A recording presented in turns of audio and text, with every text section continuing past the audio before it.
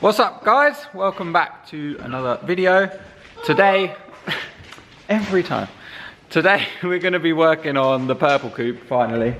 It's been a while, she deserves some love. It's also going to be the first job in the new warehouse. We've got all the cars here. Well, Blake's isn't here at the moment, but we've got Ross's insane body one. We've got the Missile, we've got the purple coupe. But today we are going to be fitting some adjustable control arms. These are, if it ever focuses, max speed and ones. They're like £42. They'll do the job, don't have to be anything fancy. We're also going to do the rear trailing arm bushes. We've got some poly bushes. These are the extreme versions, the stiffer ones from Duraflex. And we got this little tool here to press the old ones out. This could be fun. It might be easy, it might not be. We shall see. But yes, it's looking fresh. Blake's working away over there on his. He's basically redoing the whole subframe for his BMW e36. It's going to be mint. Yeah. Now I'm going to have to jack this up, which is always awful because I don't have a rear jacking bar yet. Ross, the lucky bugger's got his. He's going to be painting the calipers on his because they're a bit rusty, so he just wants to paint them all black, just make it look nice. And what are you doing? We're going to fit a harness ready for track day. Yeah, he's going to. We've got this Sparko harness out of the Missile, so he's going to fit it because we've got drift day in a few weeks' time, so it's going to be sick, boy. Sick, boy. Sick. Got her all jacked up now. I initially jacked it up from the boot well because I was going to chop it out anyway, but it just caved in straight away. But yeah, so there's the little trailing arm bush. Need to get that out and then get these control arms out. But apparently that bolt can be a pain. Someone was saying you have to take the diff out to get the bolt out. So let's see if we can do these or not. Alright, so I've got the bolts out. They were so tight. They did not want to come out. But yeah, she is looking, I mean, it's not too bad to be fair. It looks crusty, but the actual bush itself don't look too bad. I've got this little contraption going on, wedged that in there to hold it down. I also had to unbolt the shock as well because it wouldn't come down any further. But yeah, now try and get that little bastard out. Finally got the outer casing off, this little bit here. That wasn't really fun. Didn't want to come off. But yeah, I'm gonna clean it all up and then try and press that out, see how that goes. Alright, so I've got the little tool on here. Now, try and see if it works, I guess.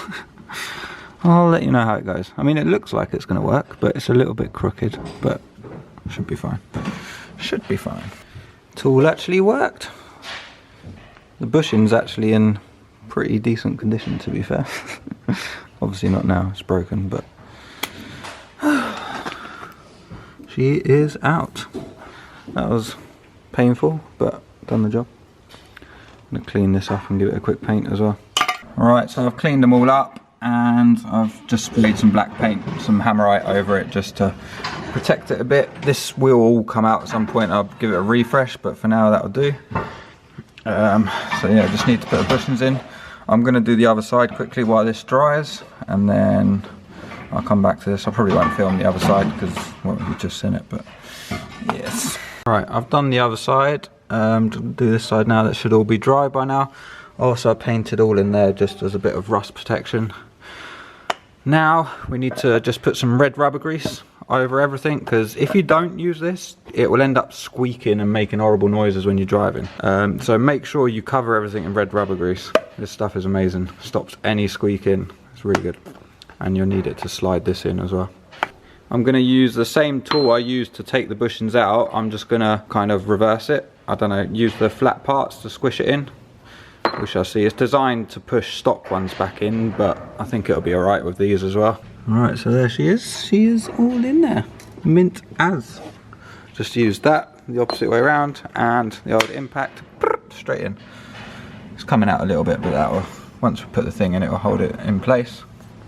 Mint. It's all done. This was a bit of a pain to get on, but it's on there now. Now to the other side. There we go. They're all in there. Mint. I couldn't put the adjustable camber arms on today because you can't get that bolt out. I mean, you can't really see it, but the bolt hits the diff, so you can't put it out. So I'm gonna be changing the diff at some point soon, so I'll just do it at the same time as that. But it's a bit annoying really, because I need to adjust the camber. Yes, it's all done. Alright, so that's probably going to be it for today's video. Shame we couldn't fit the rear camber arms, but that's life, I guess. The whole rear end will be coming out at some point to get it all polybush, so...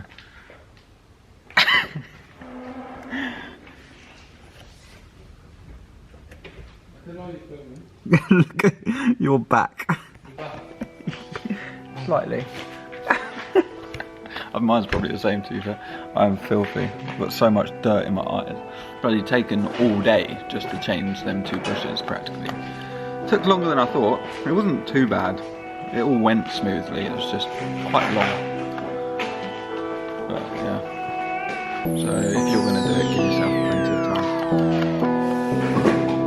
Next week's video we'll be doing Jay-Z probably, or maybe Ross's car. I think we're changing the diff on Ross's car. I don't know, we'll see. Yeah, we'll see you in the next one. Like, comment, subscribe.